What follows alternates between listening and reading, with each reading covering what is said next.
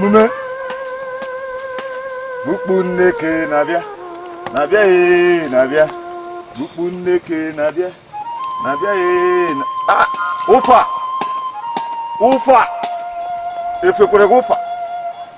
Efe la ufa. Oru no mume. Ikere oko, igirigiri oko. Opata. Udo. Aberum. Ufa. Omume. Efe la ufa. Efe kure ufa. Bukuneke Nabia.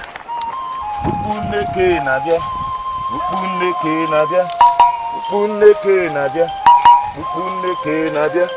Bukuneke Nabia. Bukuneke Nabia. Onye magari je n'Igboro. Bukuneke Nabia. Onye magari je n'Igboro. Ole mgboji alọta. Efe kwa ya yofale. Bukuneke Nabia. Ọgaranya. Oru ono mume. Ọgaranya. Ndị mmụọ. Bụ ya gbala ọsọ. Bukuneke Nabia. Ọ dị ka ndị mmadụ na ebe a. Bukuneke Nabia. Bukuneke Nabia. Onye magari je n'Igboro. Bukuneke Nabia. Nabia Nabia. Bukuneke Nabia. Onye magari je n'Igboro. Orugo mgboji alọta. Bukuneke Nabia. Bukuneke Nabia. Nabia Nabia. Bukuneke Nabia. Autumbe! Already far. Autumbe himself. Autumbe. The eyes of the gods. Yes, this is me. Autumbe.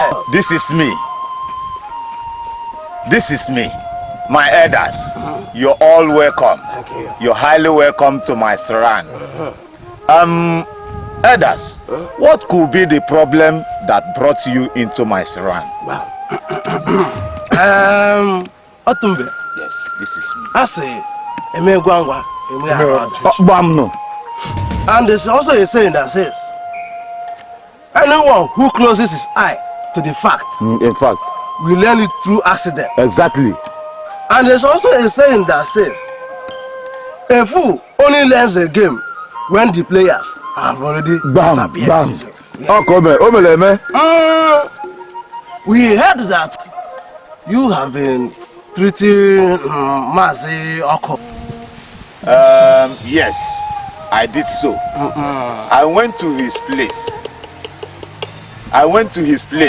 In order to heal him, because I see his condition. No.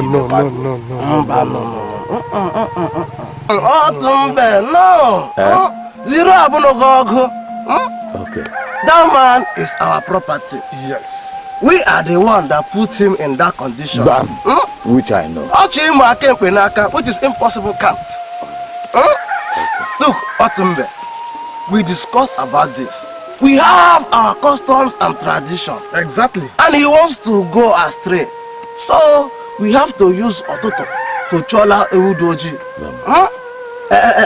Mazi Aprido.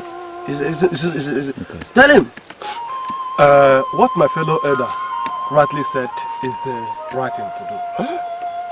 You know, Mazi Oko, he chew what he cannot chew. Wow. Then we decided to teach him a lesson.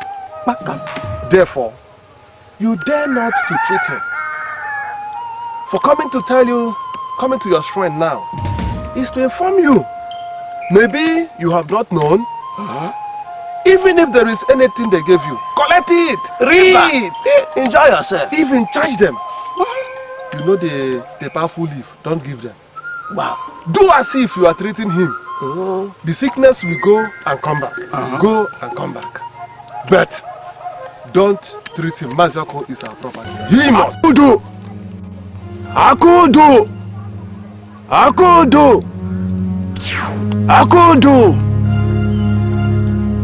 Here he comes.